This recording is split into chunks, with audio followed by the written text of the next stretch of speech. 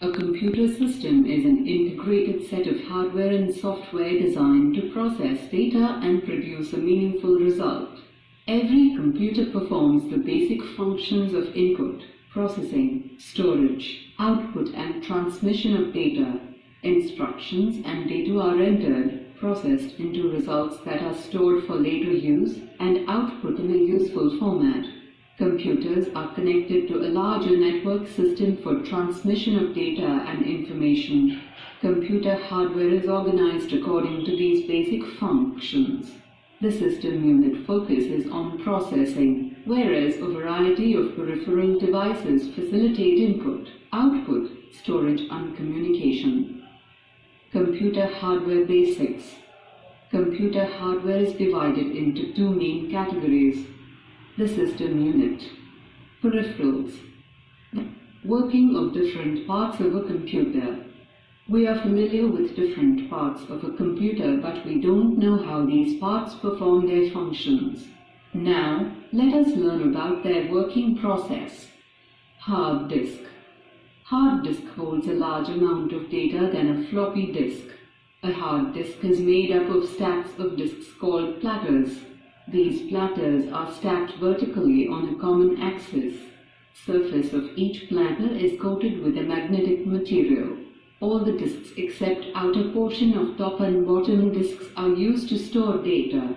An arm pushes and pulls the sets of read-write head across the surface of the spinning disks to access data. Read-write head, common axis, spindle, access arm. The access arm can move a read-write head directly to the desired track. The system provides the disk address to the read-write arm and enables it to read specific information. CD-ROM, compact disk read-only memory. CD-ROM is a small spiral disk from which data is retrieved using a laser beam. The data stored in it cannot be changed but can only be read. CD-ROM is made up of pits and lands. Pits and lands are small cuts between the disk. A pit scatters the light and the land reflects the light. The light that strikes the land is reflected directly back at the detector. The light pulses received at the detector are converted into the binary codes that are 0 and 1. Thus, all the information is read from the CD. Feedback by displaying text and graphics as we feed. Most of the desktop monitors use a CRT, cathode ray tube, whereas portable computers such as laptops, palmtops, etc. use LCD, liquid crystal display. Monitor enables us to view all the interesting graphics and movies. Computer monitor is made up of tiny dots called pixels. These pixels help to create an image. Monitor works with three colors. That is, red, green and blue called RGB. These glowing dots of RGB blend into millions of colors. On the back of the CRT, there are 3 electron guns for 3 primary colors. That is, red, green and blue. Each electron gun shoots out a stream of electrons, each for 3 primary colors. These electrons strike the phosphorus coating inside the screen that glows when it is struck by the electrons. In this way, the pictures are formed on the pixel.